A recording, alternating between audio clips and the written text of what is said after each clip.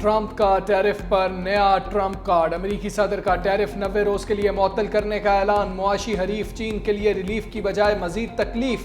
Trump ने चीन पर टैरिफ बढ़ाकर 125% कर दिया। कहा जवाबी टैरिफ ना लगाने वाले ममालिक के लिए टैरिफ में वक्फा दिया।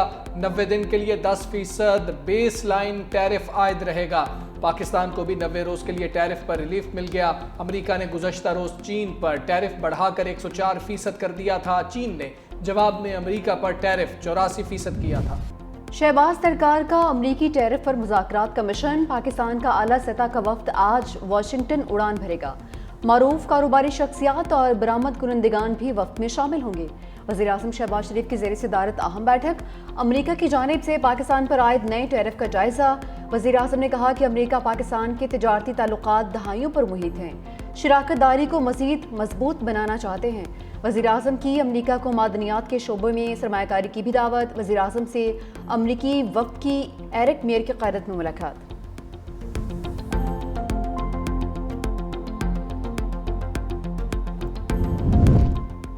ट्रंप के ऐलान ने अमेरिकी स्टॉक मार्केट्स में जान डाल दी। अमेरिका की वॉल स्ट्रीट मार्केट में तेजी। S&P में 7% इजाफा। रिकॉर्ड इंडेक्स 500 पॉइंट्स बढ़ गया। डाउ जोन्स इंडेक्स में 2169 पॉइंट्स से 5% से ज्यादा इजाफा। नस्दक में भी 1229 पॉइंट्स के साथ 8% इजाफा देखा गया।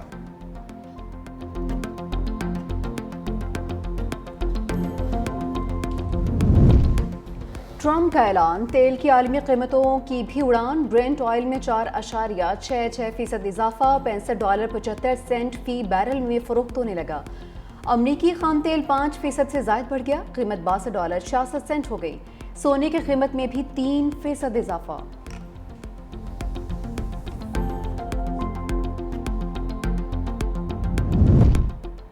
Army chief general Asim Munir से अमेरिका के आला सतह वफ्द की मुलाकात। अमेरिकी वफ्द का मादनियात से मुतालिक बाहमी शराकत की पॉलिसी पर एतमाद का इजहार। ISPR के मुताबिक मुलाकात में पाकिस्तान मिनरल्स इन्वेस्टमेंट फोरम पर बातचीत। एरिक मेयर ने कहा अमरीकी इंतजामिया मिनरल्स डेवलपमेंट पर पाकिस्तान से ताउन की ख्वाह है। मुलाकात में बाहमी ताल्लुकात के फ़रोग़ के लिए हुकूमती और अवामी सतह पर ताउन को बढ़ाने पर इत्तेफाक।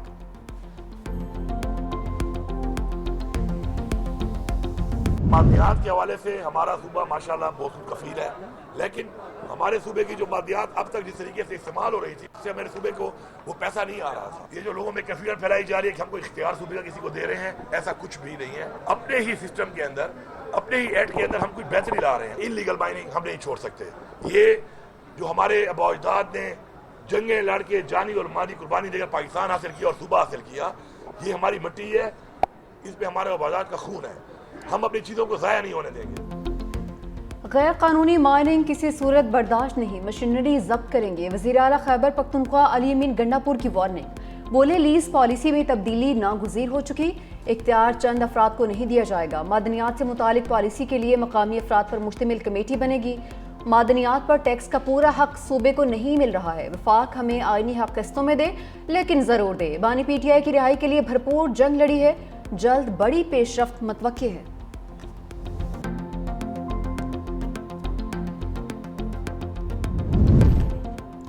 अली अमीन गंडापुर और Atif Khan mines and minerals act पर आमने सामने आ गए। व्हाट्सएप ग्रुप में एक दूसरे पर लफ्जी गोलाबारी। ज़राए के मुताबिक आतिफ खान की MPAs को बिल की हिमायत में वोट ना देने की अपील। वज़ीर आला अली अमीन गंडापुर का आतिफ खान को करारा जवाब। क्या आपने ये बिल पढ़ा है? आपको अंग्रेजी समझ नहीं आती? बिल की कॉपी उर्दू में तर्जुमा करके भेजता हूँ। इलेक्शन कमीशन में आपकी तालीम भी इंटरमीडिएट है। आतिफ खान ने कोई जवाब न दिया।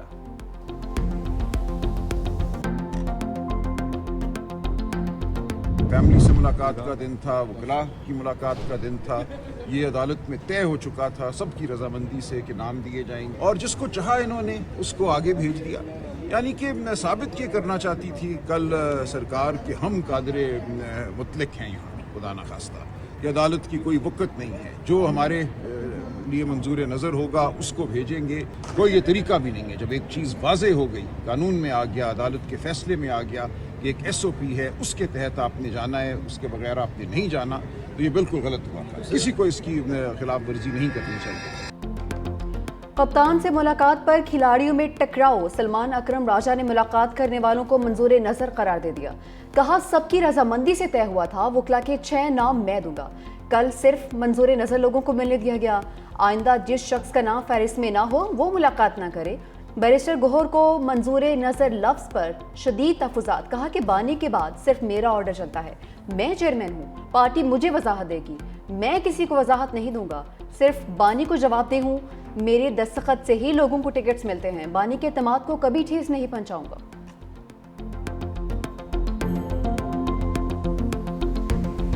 सलमान अकरम राय साहब को ये चीज़ आपने बताई, वजाहत दी इस हवाले से, तो उन्होंने क्या फिर आगे से कहा? क्या यही जो आपने अभी बात बताई कि इस वजह से मैं पहले चेयरमैन हूँ, पूरी पार्टी मुझे वजाहत देगी, मैं किसी को वजाहत दूंगा।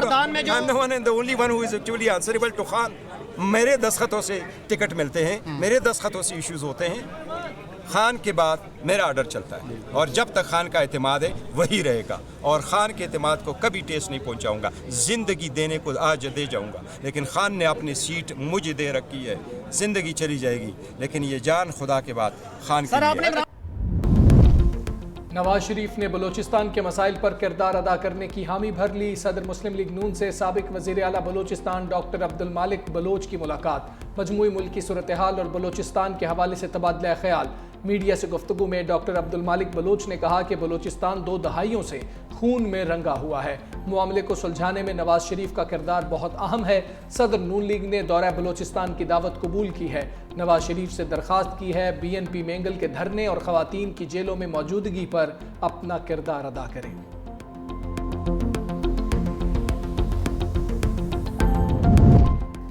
सिंध के तहफ़्फ़ुज़ात जायज़ हैं। वज़ीर आज़म का वज़ीर आला सिंध को जवाबी ख़त लिखा, मेरी ज़ाती दिलचस्पी है हैदराबाद मोटरवे जल्द तामीर हो, मंसूबे को जल्द PSDB का हिस्सा बनाया जाएगा। वज़ीर आज़म आज हैदराबाद सखर मोटरवे पर अहम इजलास की सदारत भी करेंगे।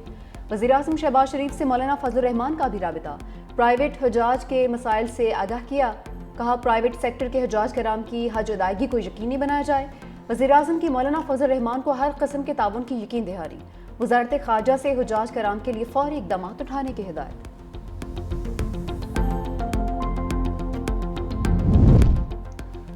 वज़ीर आज़म खारिजा महाज पर मुतहरिक शहबाज शरीफ आज बेलारूस के दौरे पर रवाना होंगे। वज़ीर आला पंजाब मरियम नवाज भी हमरा होंगी। वज़ीर आज़म बेलारूस के सदर के साथ मुलाकात करेंगे। बेलारूस से वापस आकर वज़ीर आज़म शहबाज शरीफ नवाज शरीफ के हमरा लंदन जाएंगे। वज़ीर आज़म वापस आएंगे। नवाज शरीफ 2 हफ्ते क़याम के दौरान तिब्बी मुआयना करवाएंगे। वज़ीर आला मरियम नवाज और मरियम औरंगज़ेब बेलारूस से तुर्की जाएंगी।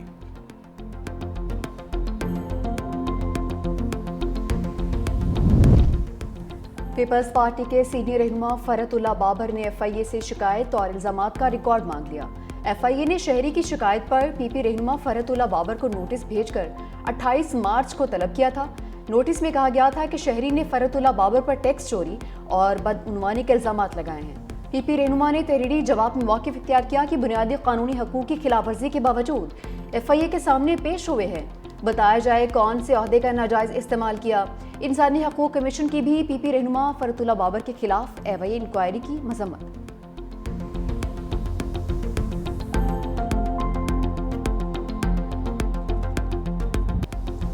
इदारा खुद शिकायत को निंदा है, वो केस कैसे सुन सकता है? जस्टिस जमाल मंदोखेल का सवाल। आईनी बेंच में फौजी अदालतों में सिविलियंस ट्रायल केस की समाअत।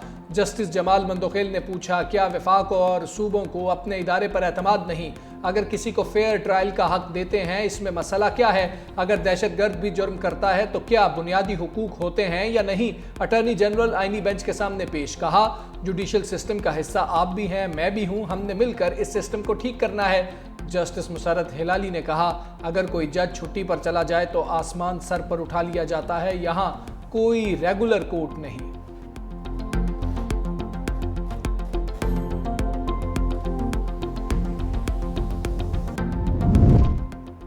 इस्लामाबाद हाई कोर्ट बेंच तब्दीली का एक और मामला सामने आ गया। जस्टिस मोहसिन अख्तर कियानी की सरबराही में कोटा केसेस सुनने वाला लॉजर बेंच तब्दील।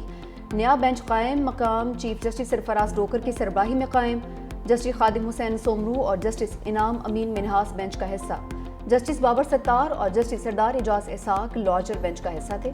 बेंच ने 6 मार्च को आखिरी समाअत की थी।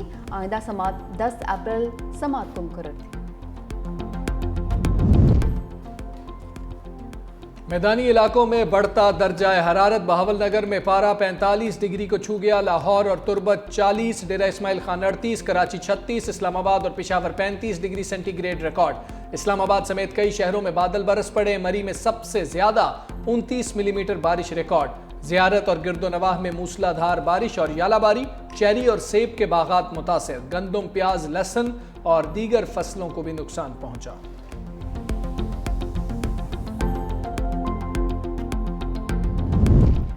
पंजाब में हीट वेव का खतरा। PDMA की सूबे के स्कूल्स में मौसमी गर्मा की तातीलात जल्दी करने की तजवीज़। महकमा स्कूल एजुकेशन, हायर एजुकेशन और कमिश्नर्स और डिप्टी कमिश्नर्स को मुरासला जारी। स्कूल्स और कॉलेजेस में बिला तातुल ठंडे और साफ पानी की दस्तियाबी यकीनी बनाने, बच्चों को हल्के ढीले ढाले कपड़े इस्तेमाल करवाने की हिदायत।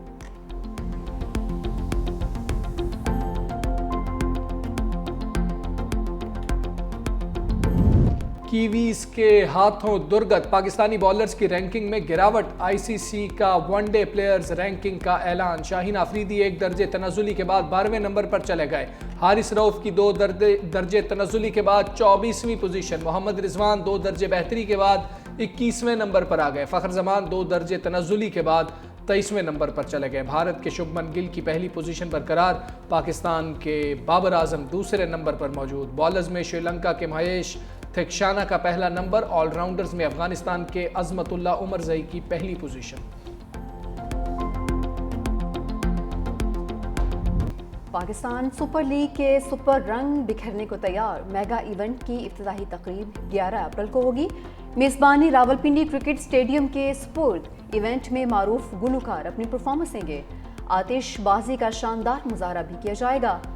आबिदा परवीन सुरों के रंग बिखेरेंगी। PSL एंथम के लिए अली जफर, अब्रारुल हक, नताशा बेग और तलहा अंजुम भी अपनी आवाज़ का जादू जगाएंगे। तकरीब के दौरान शायकीन को शानदार आतिशबाजी का मुजाहरा भी दिखाया जाएगा। इफ्तिताही मैच दिफाई चैंपियन इस्लामाबाद यूनाइटेड और लाहौर कलंदर्स के दरमियान खेला जाएगा।